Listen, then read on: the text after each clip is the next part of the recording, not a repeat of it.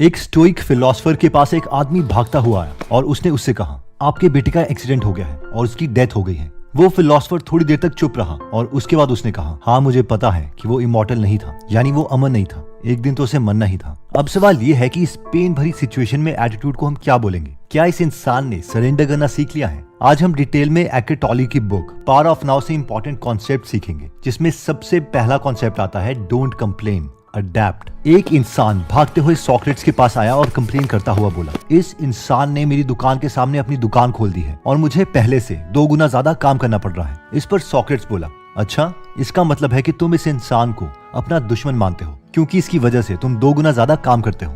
इस पर वो इंसान बोला, हाँ इसलिए तो ये मेरा दुश्मन है। इस पर सॉक्रेट बोले, क्या ऐसा इंसान हमारा दुश्मन है जो हमारे साथ धोखा या बुरा करता है? इंसान, हाँ वो तो है ही, ये किस बेवकूफ को नहीं पता। सॉक्रेट्स ने कहा, क्या वो इंसान हमारा दोस्त है जो हमसे अच्छा करता है? इस पर वो इंसान बोला, हाँ वही तो हमारा दोस्त है जो हमसे अच्छा करता है, ये किस बेवकूफ को नहीं पता। इस पर सॉक्रेट्स बोले, अच्छा तो फिर ये किस बेवकूफ इंसान को नहीं पता कि हमारा दोस्त और हमारा दुश्मन कौन है?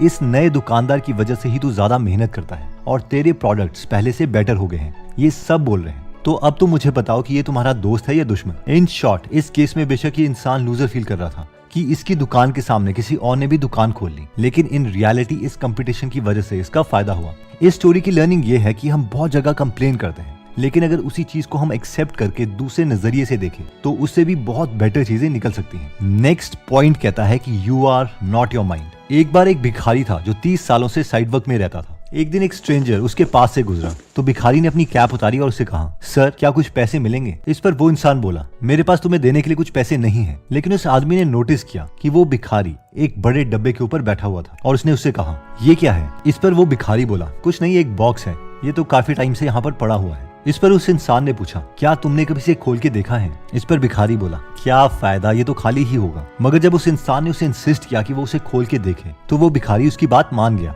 बॉक्स काफी पुराना था इसलिए खुल नहीं पा रहा था, लेकिन वो बैगर ट्राई करता रहा और फाइनली वो बॉक्स खुल गया। बैगर ने जैसे ही बॉक्स के अंदर देखा तो वो हैरान हो गया। जिस पुराने से बॉक्स में वो इतने सालों से बैठा था वो असल में गोल्ड से भरा हुआ था। देखा जाए तो हम सब एक तरह से बैगर की तरह हैं। हम बाहर की दुनिया देखते हैं, अपने अंदर झांकने की कभी कोशिश ही नहीं करते। हम बाहर अपनी खुशियां तलाशते रहते हैं। हम सभी को प्यार और सिक्योरिटी की जरूरत है, मगर हम ये भूल जाते हैं कि हमारे अंदर भी एक खजाना छुपा है, एक ऐसा खजाना जो हमें कोई और नहीं दे सकता। असली खजाना है कि अपने अंदर की शांति को महसूस करना। हम जैसे हैं वैसे खुद को एक्सेप्ट करें, अपने असली नेचर के साथ खुश रहें, पास्ट की रिग्रेट और फ्यूचर की चिंता से दूर अपने आज में खुश रहें। अगर हम अपने आज में खुश हैं तो हम वाकई में खुश हैं। एक बार जब ये खजाना हमें मिल जाएगा तो फिर कभी हम बाहरी दुनिया की झूठी चमक दमक में नहीं आएंगे। हम अपने में ही इतने मस्त रहेंगे कि ये दुनिया हमें एकदम अलग दिखेगी। फिर ना बीते हुए कल का दुख होना और ना ही आने वाले कल की चिंता रहेगी। असली गोल्ड हमारे अंदर है, बस एक बार हमें अंदर झांक के देखना है। क्या कभी हमने सोचा है कि कार रेसिंग या माउंटेन क्लाइंबिंग जैसी एक्टिविटीज लोगों को पसंद आती क्यों है? वो इसीलिए है क्योंकि इन लोगों को लगता है ऐसा करने से वो प्रेजेंट मूवमेंट में आ जाते हैं।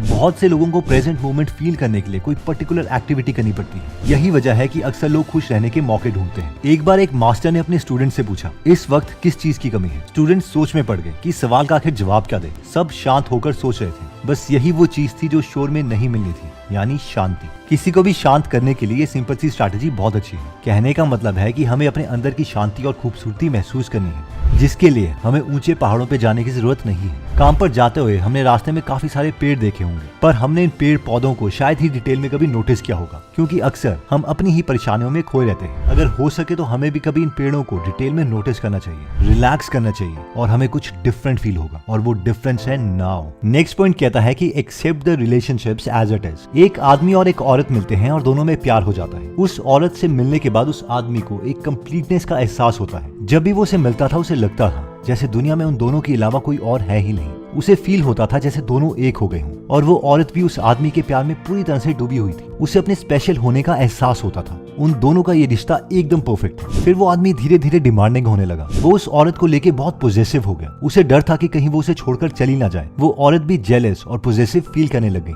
वो उसे ब्लैकमेल करती थी, उस पर इल्जाम लगाती थी। रिलेशनशिप की शुरुआत में दोनों में बड़ा प्यार था, मगर थोड़े दिनों के बाद ही उनके रिश्ते में दरार आने लगी। अब उनके बीच लव और हेट रिलेशनशिप था। कभी दोनों एक दूसरे के बेहद करीब आ जाते और कभी एक दूसरे से नफरत करने लगते। वो दोनों कभी एक दूसरे को हर्ट करते और कभी दोबारा से एक हो जाते, और इसी वजह से उनका रिलेशनशिप खुशी से ज्यादा तकलीफ देने लग गया। उनके बीच खुशियों की जगह अब दर्द भर गया था और एक दिन फाइनली दोनों के बीच में ब्रेकअप हो गया। तो सवाल ये है कि कभी उनके बीच में प्यार भी था या नहीं, या सिर्फ ये एक अट्रैक्शन थी। दोनों को एक दूसरे की सिर्फ एक एडिक्शन थी, जैसे अक्सर लोगों को किसी फूड, अल्कोहल या ड्रग से होती है। हम जब किसी की तरफ इसलिए अट्रैक्ट होते हैं ताकि हम अपने खालीपन को भर पाए, तो उन रिलेशनशिप्स का एंड ऐसे ही होता है। और एक बार एक्साइटमेंट खत्म होने के बाद जो दुख आता है उसका कोई एंडिंग नहीं होता। मगर अब सवाल यह है कि एक परफेक्ट रिलेशनशिप बनाया कैसे जाए, हम किसी के साथ कैसे हमेशा खुश रहें। इसका एक सिंपल आंसर यह है कि जिसे भी हम चाहते हैं उसे पूरे दिल से एक्सेप्ट करें, उसकी कमियों और खूबियों के साथ। उसे चेंज करने की कोशिश ना करें, उससे वैसे ही अपनाओ जैसे उसका ट्रू नेचर है। जब हम किसी को बदलने की कोशिश करते हैं तो वही सारे दर्द की वजह है। इसलिए किसी को भी एक्सेप्ट करना हमें और ज्यादा प्यार और खुशी के साथ एक पीसफुल लाइफ जीने के लिए इंस्पायर करती है। मगर सवाल ये है कि सच्चा प्यार आखिर होता कब है? अगर कोई अकेला है बिना किसी पार्टनर के, तो क्या उसे सच्चा प्यार नहीं मिलेगा? क्या प्यार किसी दूसरे से ही हो सकता है और खुद से नहीं हो सकता? हम सबके अंदर खुद के लिए एक सच्चा प्यार छुपा है, हमें बाहर ढूंढने की जरूरत नहीं है। ट्रू लव के मायने है कि अपने आज में जीना,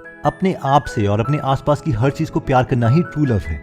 और ये बात सच है, क्योंकि सच्चा प्यार कभी छोड़कर नहीं जाता और ना ही नफरत में बदलता है। सच्चा प्यार हमेशा के लिए जिंदा है। नेक्स्ट पॉइंट कहता है the meaning of surrender, be a loser. Surrender का मतलब है कि जो अभी हो रहा है हम उसे बिना किसी डर के एक्सेप्ट करें। यानी हमारी लाइफ जैसे अभी है वैसे उसे एक्सेप्ट करो। जब कुछ भी गलत होने लगे तो पहले हमें उसे एक्सेप्ट करना पड़ेगा। उस वक्त जो भी सिचुएशन है हम उसका सोल्यूशन बिना नेगेटिव हुए भी निकाल सकते हैं। जैसे कि मान लो हम कीचड़ में फंस गए हैं। अब यहाँ सरेंडर करने का ये मतलब नहीं है कि हम कीचड़ में ही फंसे रहें, बल्कि ये मतलब है कि हम इस सिचुएशन को इग्नोर ना करें। हम रियलिटी को एक्सेप्ट करें कि हाँ, हम कीचड़ में फंस गए हैं और अब हमें बाहर निकलना है। मगर इसके लिए किसी और को ब्लेम करना या गुस्सा करना गलत बात होगी, क्योंकि ऐसा करके हमें कुछ फायदा नहीं होने वाला है। आप इमेजिन करो कि आप नाइट में वॉक ले निकले हो, बाहर काफी कोहरा है और किसी वजह से आपको क्लियर नहीं दिख रहा है, लेकिन आपके पास एक पावरफुल फ्लैश लाइट है जिसकी हेल्प से हम आगे बढ़ सकते हैं। ठीक यही सिचुएशन हमारी लाइफ में भी है। ये घना कोहरा हमारी लाइफ की डिफिकल्ट सिचुएशंस है, मगर जो हमारे हाथ में फ्लैश लाइट है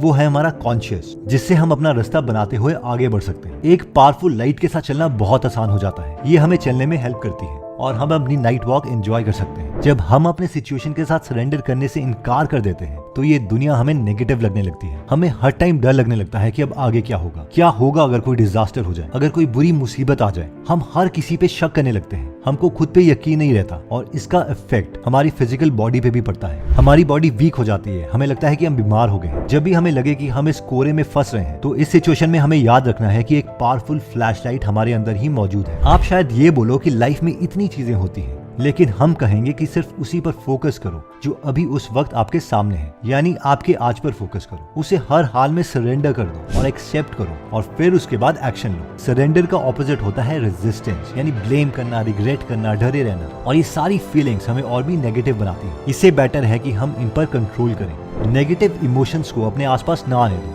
पूरी तरह कॉन्शियस होने पर ही हम बेस्ट सोल्यूशन सोच पाते हैं। हो सकता है कि इस एग्जैक्ट मोमेंट पर भी आप बहुत प्रॉब्लम्स के कीचड़ में फंसे होंगे और जिसकी वजह से शायद हम अपने पेरेंट्स या सोसाइटी को ब्लेम कर रहे हैं। हम अपने उन सारे गलत डिसीजंस के बारे में सोच रहे हैं जो हमारी लाइफ के लिए हैं। हम सोच रहे होंगे कि यही लाइफ, अब हमारा कुछ नहीं हो सकता, हमारी प्रॉब्लम्स कभी दूर नहीं हो सकती। लेकिन एक मिनट रुको, पहले एक डीप ब्रेथ लो। हमें सरेंडर करने की जरूरत है। खुद को हमें बोलना है कि हाँ, मैं कीचड़ में फंसा हूँ और जब तक मैं इससे बाहर नहीं निकलूंगा मैं हार नहीं मानूंगा। फिर हम अपने पैर हिलाते हैं और सीधे खड़े होने की कोशिश करते हैं। बस फिर हम कीचड़ से बाहर निकल जाते हैं। और याद रखो, सरेंडर करना एक लूजर होने की निशानी नहीं है। दोस्तों, इस समरी में हमने देखा कि मैक्सिमम लोग खुद के थॉट से ही खुद को दुखी करते हैं। इसलिए हमारे पास 4 सोल्यूशंस हैं अपने माइंड को शांत करने के लिए। पहला है डोंट कंप्लेन, अडैप्ट। सेकंड है you are not your mind. Third है accept the way it is. और फोर्थ था द मीनिंग ऑफ सरेंडर, जिसका मतलब है कि सिचुएशन में सरेंडर करना लोगों को लग सकता है कि ये इंसान तो लूजर है, लेकिन इसका एक्चुअल मीनिंग है कि हमें सिचुएशन के साथ पीस कर लेना है और फिर उसके बाद एक्शन लेना है। दोस्तों, ये सारी बातें हमने एकर टॉली की book the power of now से बताई है। तो अगर आप इस बुक की फुल समरी सुनना या पढ़ना चाहते हैं तो आप गूगल एप्लीकेशन डाउनलोड कर सकते हैं, जहां पर 1200 से ज्यादा बुक समरीज अवेलेबल है। Meditation, business, self improvement, finance etcetera. अभी इसमें नवरात्रि ऑफर भी चल रहा है, जिसमें 1 साल की ऑडियो सब्सक्रिप्शन और डिजिटल मार्केटिंग कॉपीराइटिंग कोर्स जो लाइफ लॉन्ग आपके पास रहेगा, जिसकी वैल्यू 18,847 रुपीज है, वो सिर्फ 499 रुपीज में मिल रहा है। तो अगर आप इसमें इंटरेस्टेड हैं तो इसका लिंक हमने डिस्क्रिप्शन और फर्स्ट कमेंट में दिया हुआ है। एनीवेज दोस्तों, अगर आप ऐसी नॉलेजेबल वीडियोस मिस नहीं करना चाहते तो सब्सक्राइब करने के बाद बेल का बटन दबाना मत भूलिएगा। आप कमेंट करके ये भी बता सकते हैं कि आप नेक्स्ट वीडियो किस टॉपिक पर चाहते हैं। जल्दी हम आपसे दोबारा मिलेंगे। जय हिंद।